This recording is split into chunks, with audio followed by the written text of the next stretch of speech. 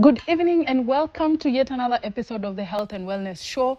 My name is Chabet Birir, and this is where we educate you, we empower you, we inform you, and we inspire you to take control of your health and live your best life.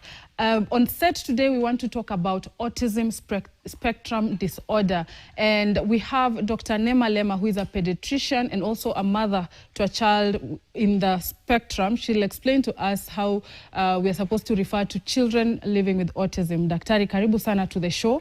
We also have Judith Atieno, who is a mother to a 10-year-old who is also on the spectrum. And today we just want to understand autism more. It's widely talked about, but at the same time, very many people don't understand what autism spectrum disorder is. So I'd like us to just start with the definition. What is autism spectrum disorder, Daktari? Karibu sana to the show. Thank you so much, Jabet. Thank you for having me. So what is autism? Autism is a neurodevelopmental difference. And by neurodevelopmental, you see, it's a word that has two words. There's a neuro and developmental. Neuro means the brain, and then development is how the brain is developing. Okay? Yes. So that means a child on the spectrum or a child with autism spectrum disorder has their brain developing differently from what we consider to be normal, quote unquote. So is autism a disability? So sociologically, it's being referred as a difference, a neurodiversity. It's under the umbrella of neurodiversity, which means it's just the difference in how our brains are. Because with time, we are coming to appreciate the fact that our brains are as unique as our fingerprints. No two people have the same brain. Okay, of course, some other parts are the same, but mostly it's quite diverse. Okay? But when we come to the legal and the medical framework, yes, it is being referred to as a disability, and it's because the way their brain functions is different, and so they are having challenges in performing their day-to-day tasks. That's why it's being referred as disability as far as the legal and medical framework is concerned. But sociologically, it's just a difference in how they exist. In how they exist. Yeah. All right. Thank you for that. Judith, umekuwa na mtoto for 10 years now. Safari ilikuwaje na ulijua aje ako na autism? Asante sana kwa kunikaribisha kwa studio ya KTN. Karibu. Kwa majina Judith Atieno. Mtoto wakati nilijifungua sikugundua mtoto alikuwa na shida. Mpaka madaktari ndio walikuja kunieleza shida ya mtoto. Na si ati ako na hiyo autism peke yake, ako na mpaka Down syndrome. Ako nazo mbili. Sasa wakati nilijifungua niliona tu mtoto hayuko sawa. Kama we ni mama ushajifungua watoto, unajua ukisimamisha mtoto unaona mtoto anafaa kanyage chini na mguu hapa ndani, hakuwa na kanyaga chini. Shingo ilikuwa inalala, mate inamwagika. Sasa nikashindwa, nikajua tu hapa kuna shida. Hiyo ilikuwa ni mwaka gani? 2014. 2014. Okay, so ni nani alikuelezea? Uliona mwenyewe, lakini ni nini ilifanya ukatafuta medical help ama usaidizi kwa hospitali? Sasa unajua mtoto ukijifungua mtoto mzuri, unaambiwa na daktari. Ukijifungua mtoto yule sio mzuri pia atakueleza. Sasa daktari mwenyewe ndiye atakwambia ufanye hivi na hivi ndio ujue shida ni nini. Juu mimi wakati niliambiwa mtoto ako na Down syndrome na autism, sikujua juu sijaisikia hata hiyo jina, sikujua ni nini inaendelea. Mpaka nikakuja kuambiwa polepole ndio nikakuja kujua vile mtoto wangu yuko. Na vile uliambiwa ulikabiliana aje na hizo habari, zilikupeleka aje? Hazikunipeleka vizuri, juu vile daktari, unajua madaktari ni tofauti. Kuna yule anaweza kukudisappoint, kuna yule anaweza kukupea roho. Yule daktari nilipatana na yeye, vile alinieleza about mtoto wangu, hakunieleza vizuri. Juu aliniambia huu mtoto ako na shida na utamlea miaka yako yote. Sasa hiyo kitu sikufeel vizuri. Pole sana. Unaona sasa? Sikusikia vizuri. Juu sikujua nitamlea aje miaka yangu yote. Unaona? Sawa, asante sana kwa kukuwa na hiyo grace ya kuchunga Cedric. Nimeona vile uko na hiyo patience. Hata I remember how we met, tulikutana nikiwa nafanya news report. And then Cedric actually came aka interrupt, nilikuwa na interview someone but also having interacted with many children who are autistic, nikajua the child is not very okay, so I should siku kugombanisha ama kumfukuza, so I just decided let me extend the grace to him, and then after a short while Judith akatokezea and she looked calm, hata kuwa amepanic.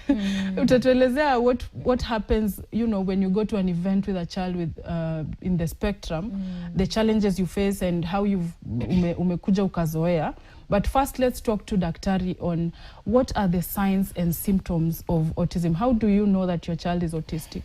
Okay, so how do we know that our children are on the spectrum, could be on the spectrum?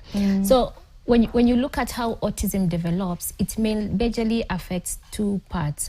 The first part is how they relate socially and how they communicate. And then the second part is how they behave in terms of the repetitiveness and the restrictiveness of how they do things. Okay.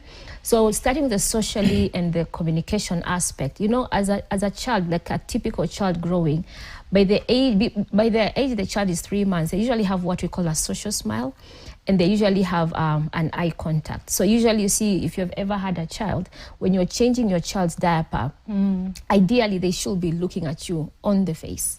That's the normal. But you find if your child is developing differently, you find there is no that. And you see, because the child is maybe just 2 months or just 3 months, most parents will not really take a very keen interest to understand why is my child not looking at me on the face. Then when they get to 6 months, ideally the child should be able to smile. Like when you make a face, you know, when you do peekaboo, they should be able to smile. They should be able to be interested in you. Okay, but this child who's developing on the spectrum, they won't. You may be doing all these funny faces, they'll just be looking at you, staring at you. Sometimes you're even wondering, okay, what is this? Some parents will always say, mtu anakuanga tu na attitude, like a 6 month anasema ako tu na attitude, wanga hapendi kusmile. Actually, that's usually the commonest thing. Mtoto wangu hapendi kusmile. Usually it's not normal. For a child of 6 months, usually when you laugh at them, when you smile at them, when you make a face, they should be able to smile or at least show some form of facial expression. The other thing is communication. By the age of 6 months, a child is supposed to be, you know, starting to coo, you know, cooing. The baby talkie should start at the age of 6 months. So if your child is just quiet, you do everything, the child is just quiet, then most likely, okay, something is a bit different.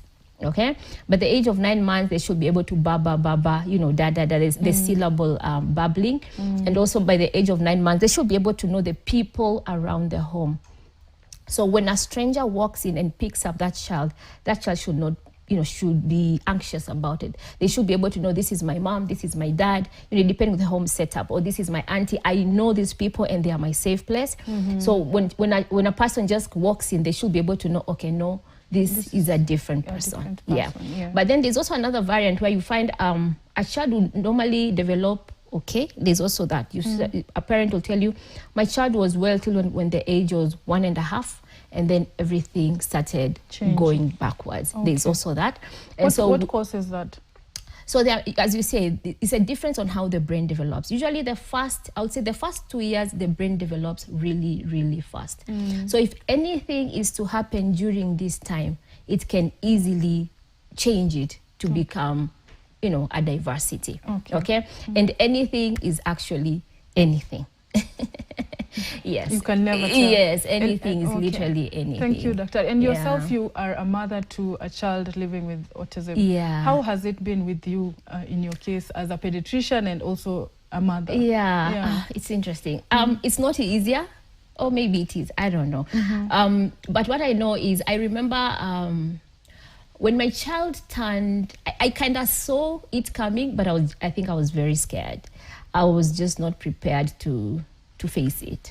Yeah, because I remember when my son was 6 months, he had he loved patterns. You know, other kids will love cartoons and no. So my son would love very specific patterns. He would love triangles. He would love squares. So I remember we used to have a geometrical curtain in the house, and anytime, even if it's at 2 a.m., he would wake up and start screaming. When you took him to that curtain, he would keep quiet. Wow. So he would just stay there, just looking at those patterns. So that happened in the first year. And then when he got to 9 months, I remember he had no say, he was not saying anything. And when he got to 1 year, I started this gibberish talk. And I remember my mother once visited and was like, mtoto haongei. And I was like, I think it's because he's the firstborn. So hana watoto wengine. Yes. Waongea haraka. So I remember my mom was a bit concerned, but I wasn't. I was scared, but I was like, boys, speak late. Would you say you were in denial? Like, yes, for because sure being I was. a pediatrician. Yes, for sure I was. How was the journey of acceptance? That one, I think that one is not easy. That one is not easy.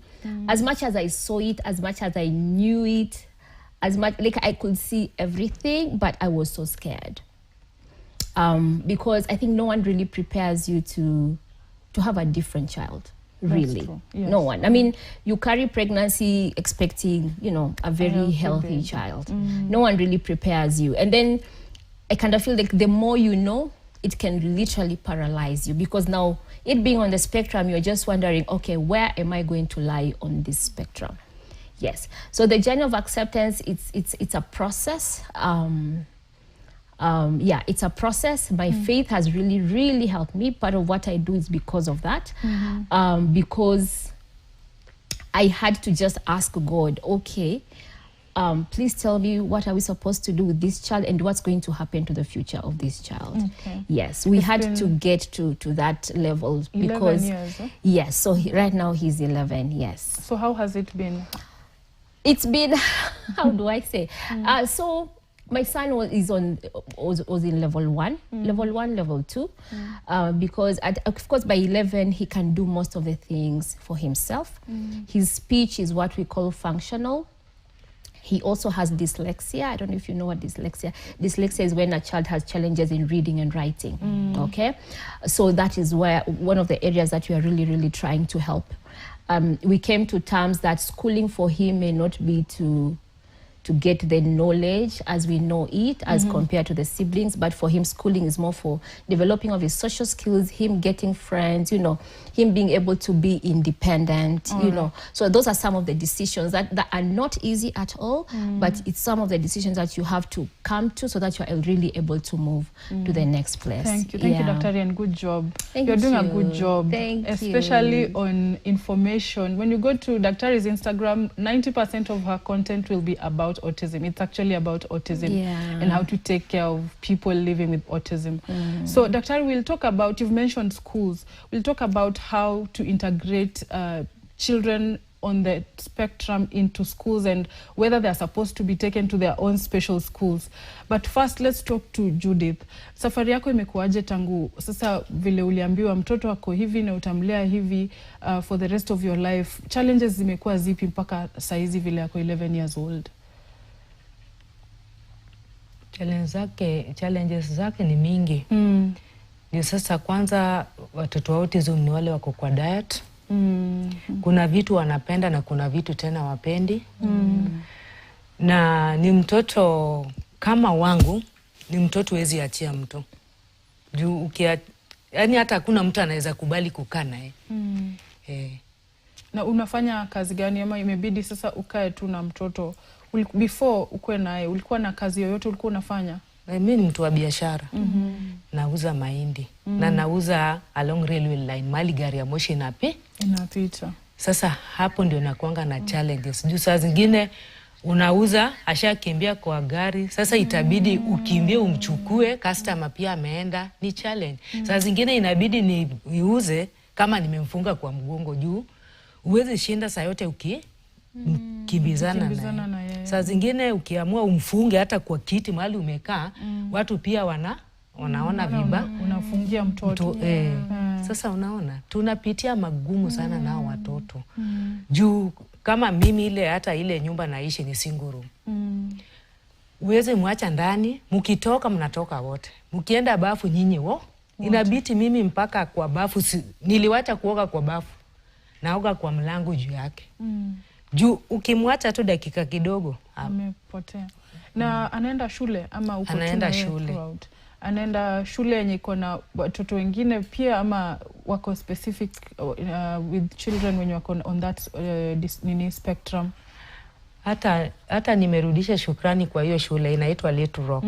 Huyo mama anaelewa watoto na hajawatenga, amewaweka pamoja na watoto wengine ili awafundishe chenye kufanya. Juu naona kama hawa wetu wanapelekwa shule, si ati wanapelekwa wajue kusoma ama kuandika. Juu kama wangu hawezi soma, hawezi andika. Ukimpea kitabu anararua mpaka anararua ya wengine. Unaona? Sasa shule tunawapeleka tu wajue jinsi wanaweza kaa, ajue kuenda choo, kama anaweza vaa nguo, yani ajue kuna maisha mbele, hata yeye kama huko anaweza jitegemea. Shule atupeleke ati anajua kusoma, kuna chenye watoto wanaweza jua kusoma. Juu hata akikataa kusoma amekataa, niwezi mlazimisha. Okay, daktari, tell us about integration, because I know kuna stigma, a lot of stigma uko nje. Na watu wengi when they see these children they want to separate them, wawaeke pamoja, waseme school of children on the spectrum pamoja. How important is it to integrate children into normal schools? Children wenye wako na autism waingie kwa shule za wengine wenye hawana. How important is it? That's one. And then also, as you answer that, help us understand, is it possible to help these children become independent in future, or will they always be dependent on their parents and caregivers? Okay. Hugs to you, Mama. Yeah. It's not easy. It's not easy at all. I'm trying to put myself in her shoes. It's very difficult. But you've done it. Hongera. Asante. It's not easy. More grace. So the first question was integration, yeah? Integration, yes. It's very important because the way our children, as you said, our children's brain is different. So the learning is also very different. Our children learn from seeing more than from hearing or reading on text. Again, it's a spectrum. You see, there are those children who are called high functioning, quote unquote. I think you've ever heard of that term. That they are okay. I don't know if the okay is the right word. Like they can go to school, they can actually grasp concepts faster and better than a typical child. But then it can range from there to a child who is not even able to stay in class. Okay? But you see, when we look at school is not just for learning to read and write. And that is one of the things that we need to embrace as a society. School means, learning your social skills. School means being able to communicate. School means being able to copy from those who have been able to, accomplish the milestones that you have not been able to. School means, of course, learning knowledge and understanding like whatever is being taught in class. School means being able to collaborate. School means being able to play as a team and becoming a team player. School means being able to expose your talents to the people around you, and you being able to know who you truly are and where you are going to really fit in the society. Okay? So learning in class is just one aspect of schooling. Okay? Correct, yes. So I truly, truly want to encourage each one of us who's parenting a child on the spectrum, take your child to school. The goals have to be really defined from the word go. Why are you bringing your child to school? Okay? And that's where a parent has to be quite empowered to be able to know this is what my child can be able to achieve, and this is what I want from this schooling. Now, should they be integrated? The answer is a strong yes. And the reason is there are things that cannot be taught in class. There are things that an adult cannot be able to teach you. There are things you can only learn from your peers. Okay? Now, what you want is a peer who has been able to develop more or better or who is ahead of you, that's where you learn. Okay? And you see, this child on the spectrum will be learning from a typical child, but also a typical child will also be able to learn how to coexist with a child who is different from them. Because that is where we have. Of course, I do understand the sentiments that come from other parents, because some of our children can really be aggressive. You see, as you said, it's a spectrum, and of course they have to be on therapies. And while sometimes when you're in the very early sessions of therapy, you find some of them are very aggressive, they are not settled, you know, they're hyper, sometimes very destructive, and that is totally understood. However, if they are under supervision, they can still be able to coexist. Okay, so that's why integration is very key when it comes to the development of this child. You see, when you have a 5-year-old boy and on the spectrum and a 5-year-old boy who is not on the spectrum, the level of skills they can be able to exchange are enormous, that no adult can be able to do that for them. Yes, and that's why we really advocate for integration. As you said, autism is a spectrum disorder, and so level 1, level 2, usually they are really able to live independently. So usually when we talk of level 3, those are the ones who may need support, more support. Okay, level 1 is not about severity, by the way. It's about how much support they are going to need as from where they started and as they grow. So level 1 is minimal, level 2 is substantial, and level 3 is very substantial. Okay, so you find a child who is level 3, they need more work, they will need more therapies, they will need to be trained more. Really, that's what it means by levels. But if you're on you are either on the spectrum, it says a yes or no. It's not mild or moderate or no. There's no in between. There is no in. You are either in the spectrum or you are not in the spectrum. Yes. So yes, they can be taught, but a parent has to know early.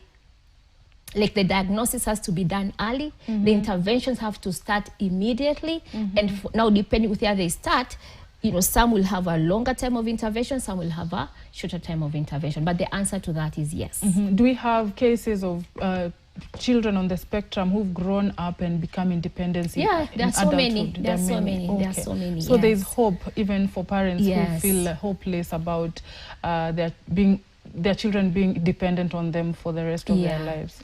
Okay, Judith, tueleze, what are the things that mtoto hakuli na anakula before daktari atueleze kama ni genetic, na the diet, what foods should children on the spectrum be given?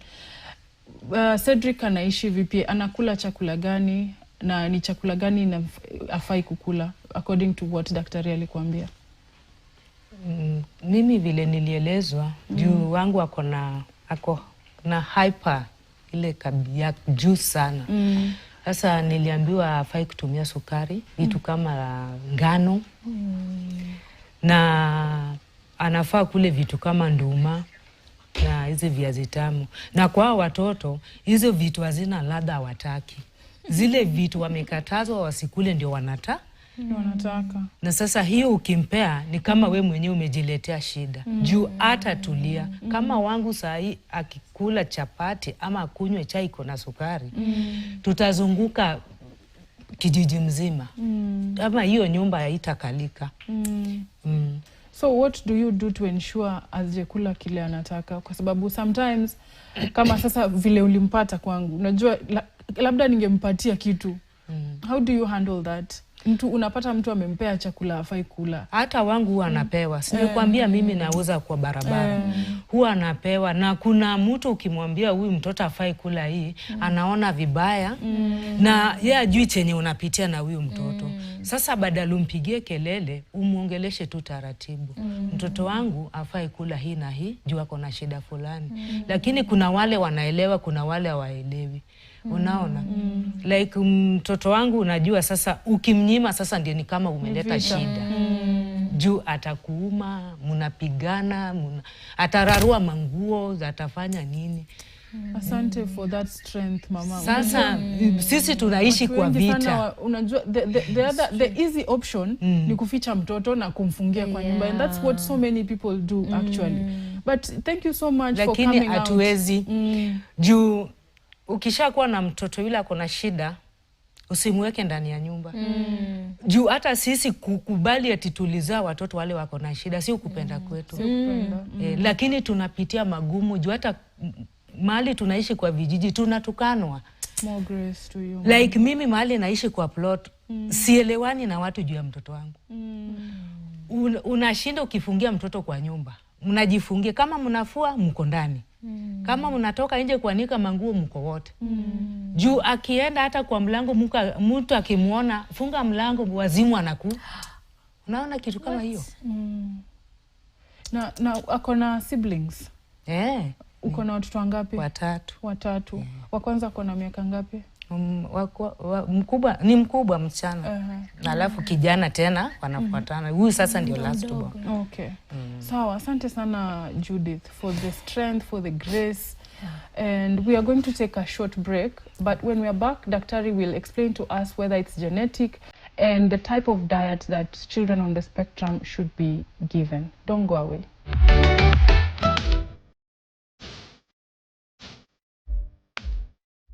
Welcome back. If you just joined us, my name is Chabet Birir and this is the Health and Wellness Show. And today we are talking about autism spectrum disorder. And on set I have Judith Atieno, who is a mother to a child living with autism. And I also have Dr. Nema Lema, who is a pediatrician and also a mother with a child on that spectrum. And before we took a break, we were talking about the type of diet that children living with autism should be given. And Daktari, please help us explain, first of all, is it genetic? And then second, tell us what foods should people living with autism be given? Okay, thank you. Karibu. Yes, so autism has a very strong genetic component. That one has been proved. It has been proved for years. But then for most of the cases we see today, there is no direct genetic aspect. Okay? That means there are multiple causes of autism. Okay? And one of the things that has really been coming strong is our environment. In terms of the foods we eat, in terms of the chemicals we use every single day, in the name of what we use on our skin, the quality of air we breathe, you know, the quality of produce we get from the kind of soils we have. So it's really multifactorial. But yes, there's a very strong genetic component when it comes to autism. Okay. Yes. And what kinds of food should they eat? Well, so as you see, the fact that autism is a spectrum disorder, there is no kinds of food for children on the spectrum. Yes. So every child's diet is customized based on where this child lies on the spectrum and whether or not they have hyperactivity, like the way Joanne is saying. Okay? Which leads me to ask, what are the different types of the spectrum? From what is the... From, you know, like if there's a graph, please explain to us. So a spectrum is a continuum. As we said, so there is one end, they are very high, what we call, I'll just use the word high functioning for the purposes of easy explanation. And then there are those ones who have multiple other, they have coexisting conditions. Like for example, he has autism and Down syndrome, okay? And maybe also ADHD. You see? So the more you have other coexisting conditions, the more you find the symptoms becoming magnified and the more work you need to put. And that's where now the issues of diet come in, the kind of therapies come in, the kind of environment this child will be able to come in. Yeah. So everything is really customized based on the child you are looking at that particular time. So it is based on the individual. There's no general diet for any particular child. No. However, there's something called sensory processing. That means them being on the spectrum also affects how they process their senses. And by senses, we mean, you know, what we see, what we hear, you know, the feel on the clothes, the feel in our tummy, the feel in our body. Now, because of that, you find they can eat some types of food and they are not able to eat some types of food because how they feel when they eat those types of food. And then you find now, because of the hyperactivity, you find when they eat sugars, or when they eat yongano, ama wakikula maziwa for them, ama wakikula anything ambayo iko processed, hyperactivity, and this speaks of the quality. So any food that's going to give you very high spikes of sugars, automatically atawa hyperactivity itaongezeka, aggression itaongezeka, hawatalala hiyo usiku, watakaa wakitembea mpaka hizo sukari zishuke chini. Yes, so it really depends with the child, with the child individual. And also if they have any tummy issues. Nakuta kuna ile ingine the constipation pia inawasumbua, anakula. In fact kuna mtoto mwingine I was seeing I think last week, anaweza kukata a whole week before going to the toilet, a whole week. Okay. See, that's not normal. Na anakula, yeah. So now because of constipation, hyperactivity inaongezeka. Kulia halali, like it just becomes a cycle of so much pain to the parent or the caregiver. Okay. Yes, yeah. Now, it's good you're talking about the caregiver. Judith, wewe kama caregiver, unapata usaidizi maybe kwa siblings wa watoto wako, your other children, ama do you have a partner, ama you are a single mother? I'm a single You're mother. a single mother. More grace to you, mama. So how is it kukua wewe peke yako ndo caregiver, ama kama watoto wako wanakusaidia? Sana sana mimi ndio ukaa na yeye. Juu hawa watoto wangu wengine, kama huyu kijana niseme ndio kama sasa breadwinner kwangu. Juu yeye ndio nikilemewa Saidia. Ako na miaka ngapi? Ako na 20 na anafanya kazi. Anafanya tu vibarua. Juu saa zingine unaweza unaamka tu na mtoto vizuri. Ifike saa mko hospitali. Na unafikiri utarudi na utarudi mpaka miezi 6. Unaona sasa? Sasa huyu mtoto wangu kijana ndio ni kama breadwinner kwangu. Ananisaidia. Sawa. Na umesema hospitali unaweza shinda miezi 6. How do you handle the costs za hospitali mtoto anapokuwa mgonjwa? Ni ngumu. Juu ni ngumu. Ni ngumu sana. Daktari, how can we help caregivers? How can we help the caregiver who is exhausted? And I know you also follow Sylvia on Facebook. She was talking about how she's tired of being a caregiver. She has 2 children living with autism. How do we help a caregiver who is exhausted, and what needs to be done? Wow, that's a heavy question. You yourself being a caregiver. It's a very heavy question. Number one, so okay, I just want to first of all highlight the challenges. You know, autism doesn't come with a manual. That's the first thing. Okay, parenting doesn't come with a manual, but then parenting a child on the spectrum, like you may think you know, but then you are proven every day. Hakuna kitu unajua. That's the first thing. Okay, and so it boils down to, as a person, how much can you take? And it's very, very, very difficult because you see what John has said. Judith. So 7 out of 10 people parenting children on the spectrum or a child with disability are single mothers. 7 out of 10, exactly. Tuliwachwa na watoto. So not to bring anything in a bad light, it means it just adds on to a caregiver who's already taking a lot. Because being parenting children alone, it by its own is not easy. Now, when you have a child who needs you 24/7 and you have to become a breadwinner and also become a person who offers emotional support to the child and also to yourself, it becomes very, very, very difficult. Okay? So how can we help? Usually we have support forums. I don't know if Joanne has any, but Judith. Yeah, so we have support groups that really support parents and caregivers. One of the things that we are doing is just being able to create a place where it's not about our children anymore. It is just about us, you know, create like a, you know, I know there's also a nurture network. It's run by Becca, where she just brings in mothers. I think, okay, I don't know why I think there's one for fathers, maybe. Yeah, there's one that's being run by Luca. But now for the one that I know, it's the one because I'm a mother. Yes. Where you just we talk about our challenges, laugh, cry together, and then, at the end of the day, we go home, and then you start all over again. Okay. But how but does then it help? as an individual, I always say you need to have a system where you fill your cup. You need to have, because you can't wait for another person to come and pour in you, because sometimes you are alone in it. Most of the time you're actually alone in it. As a person, you need to find a way of pouring into your own cup. Okay?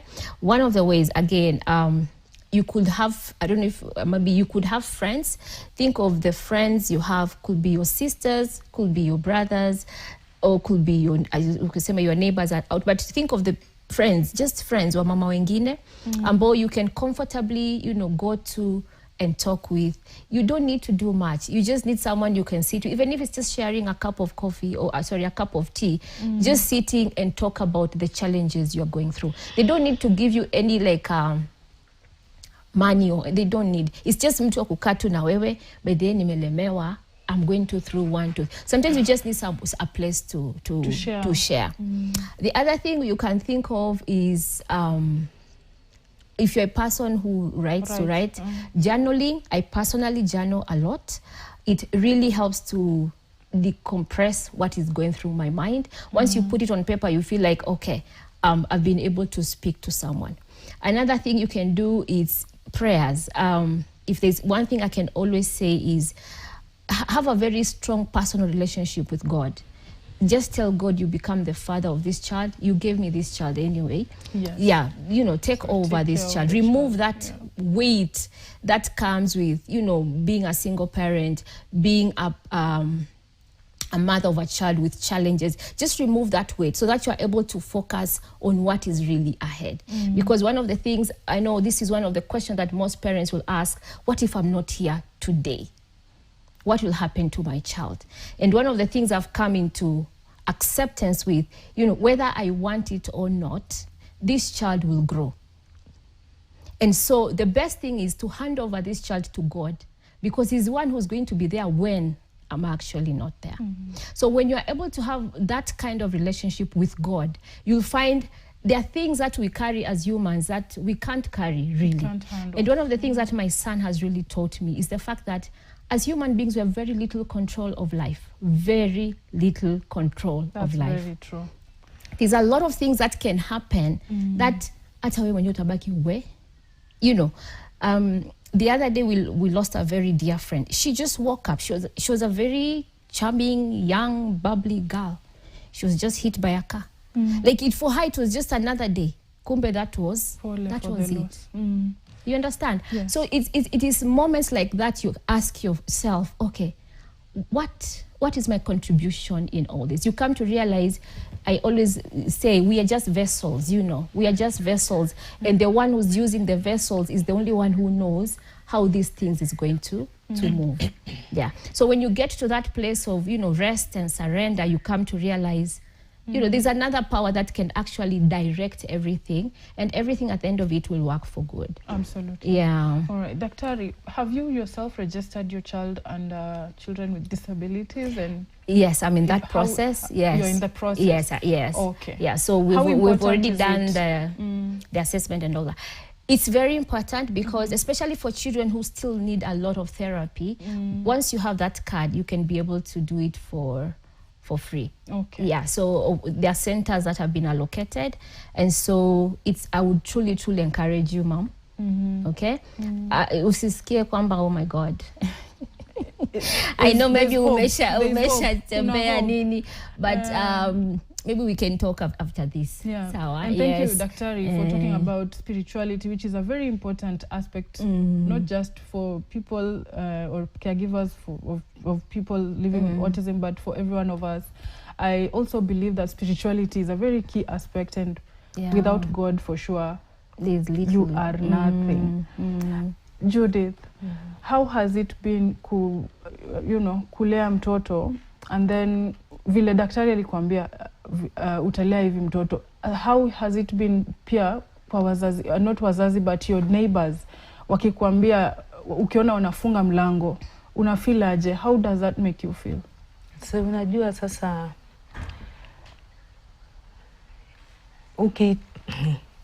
ukizaa mtoto mlemavu ndio utajua maadui ni wengi kushinda marafiki. Juu usingoje ati mtu apende mtoto wako kama wewe hujampenda. Na kupenda mtoto yule ako na ulemavu ni ngumu. Mpaka ujikubali kwanza. Yes. Uwezi penda mtoto kama hujajikubali eti huyu ako na hii shida na nitampenda vile yako. Sasa usingoje jirani, juu hakuna jirani atapenda mtoto wako. Kama mimi jirani anaweza funga mlango akiona mtoto jirani. Probably all your life tangu uishi. Anafungia mtoto. Ati ataingia kwa nyumba tu kuona TV. Juu sina. Hiyo ni nini? Stigma. Alafu. Pole sana about that. Daktari, we'll talk about how to handle the stigma, but first Judith alikuwa amesema vile daktari wa kwanza alimuelezea about her child haikuwa mzuri. So how how do you as a doctor break those news to a parent who has just realized that, you know, my child is not okay and this child may not be okay for the rest of their lives? How do you break the news? So, okay, you see, some news are very difficult. Number one, because I think even yesterday we were talking about it. You see, some news is life shifting. Like, you tell someone something today, it completely changes everything. And that is the same with now something like autism or Down syndrome. Like, this is not something after 6 months or after 2 years or even after 10 years kwamba mtoi sasa atakuja kuwa a typical child. Okay? So you have to do in a very gentle way. We are always taught to be very empathetic. Always try to put yourself in somebody else's shoes and try to see how best am I going to drop this. Okay? Ideally, you are supposed to always gauge the level of understanding, then make them understand where this is coming from.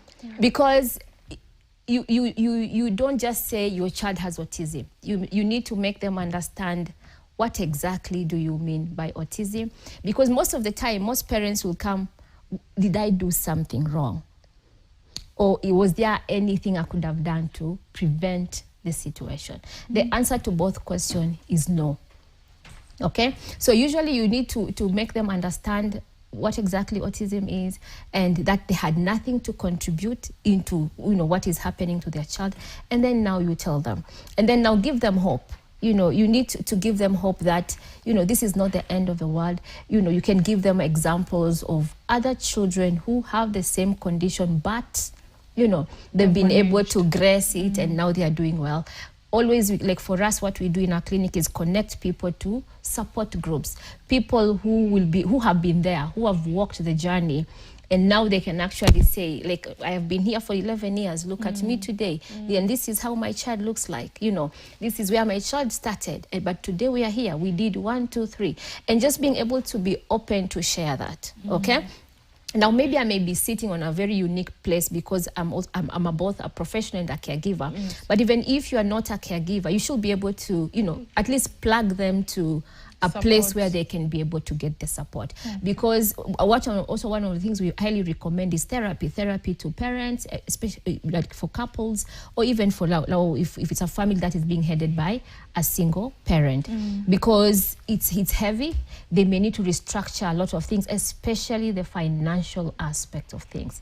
Taking care of a child who has challenges is an expensive affair here in Kenya. I don't know how it is in other countries, but it is super expensive. Another day, like, we're just trying to break down, you know, at 1 year when people are celebrating birthdays, you're busy with the therapies.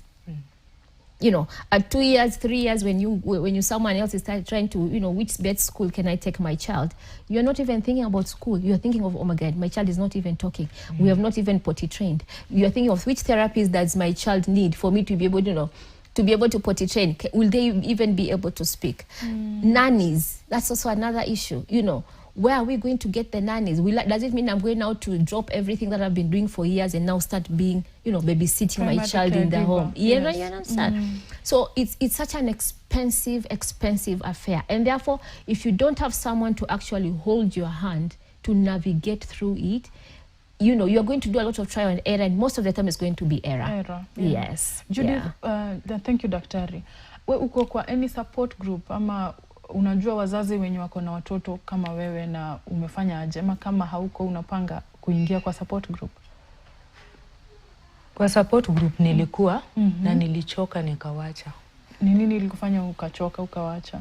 Juu najua pale kuna time wanataka ukue hapo. Na hiyo time wanataka ukue hapo, we uko na mtoto hospitali. Ukikuja kuwaeleza ni kama umeleta shida. Sasa nilichoka, nikasema acha tu nikae sasa nifanye kazi ya mtoto ya. Juu si lazima pia nikae kwa hiyo support group. Juu hawanielewi, najaribu kuwaeleza hawanielewi. Ilibidi sasa mimi na mtoto wangu nifanye kazi sasa ya mtoto. Juu kama hiyo support group inatusaidia, mbona wasinielewe nikiwaambia? Sasa niliona hawanielewi, nikaamua kuacha. Pole sana, and I hope now that daktari yako hapa anaweza kuconnect kwa support group yenye watu watakuelewa, because ideally inafaa kwa support group yenye watu wanakuelewa. That's a bit ironical. It has to be and support. Pole sana for what you've gone through. Na I hope daktari utamconnect. For sure, we'll talk. We'll exchange support group ya maana. Yeah, okay. So thank you so much so far for the informative session. I want us to talk about a very sensitive issue. And this issue is what, Daktari, you've been talking about on social media as well. Sex education for an autistic child. We have cases of people abusing disabled children, and because they cannot speak for themselves, and because their parents already have that self-stigma, they are afraid of reporting or taking it, to the next level. At what point should you talk about sex to an autistic child, and how do you do it in the first place? Yeah, okay. Thank you for, number one, you've been watching my content. I'm following you. Yes. So sex education is not, I'm a millennial. When I was growing up, sex education used to be an event. One day your parents just call you and tell you everything you need to know, and then that is it. You'll not hear of it any other day. You understand? In the era we live in today, sex education is not an event. It's a process. Actually, I always say, the minute you start teaching your child about a boy and a girl, that's where sex education starts. Of which it's around the age of 3 or even 2 now, depending with where you live. Because in the world we live in, unfortunately, everything is sexualized. If you don't do it at home, they are going to see an ad pop up on the phone. They are going to see an ad on the screen. Okay? So sex education has to start from the child is able to speak, then you have to start putting boundaries. So the first level of sex education is personal boundary. Okay? That means I am a girl, you are a boy. Okay? These are the things, this is how girls look like, this is how boys look like. And when you're teaching your child, you use the actual names of things. So if it's a penis, please call it a penis. If it's a vagina, please call it a vagina. Don't start using code language, because what we see, especially because of how the internet is, people use those words and kids feel safe for some reason. Okay? So that is the first level. Being able to say, my personal, okay, these are my breasts, I'm a girl, my breasts are private, my vulva and vagina is private. No one should touch me in any way. No one should want to see or to look. If you want to see or look, then it has to be in presence of a parent. Yes. As we wrap up, my director is telling me that we are out of time. It's okay. Judith, how can you, umefanya hiyo effort ya kufunza mtoto na una ensure je ako protected from wale watu wabaya? Unajua kuna watu tu wako evil. So what are the steps you're taking as a parent and caregiver? Sasa unajua kama wangu hajajua kutofautisha hii ni mbaya, hii ni mzuri. Juu zote anaonanga ni sawa. Sasa mpaka ukue tu mkali na makini kwake. Ndio ajue vitu kama hiyo. Naona sasa Okay. Daktari, how should that be done? So because you see, number one, so a child who has hyperactivity has low attention. And for any learning to take place, attention must be present. So usually that's where we start from a young age. You want to start therapy early enough so that these kids can settle down and they start learning. Because without them settling down to start learning, attention will become a problem. And I think that's what she's saying. So before we even think of sex education, we must do therapy to this boy so that he's able to be calm and settled. Okay. And then that's when now we start the concept of, because personal space, because that's really, we want them to protect themselves.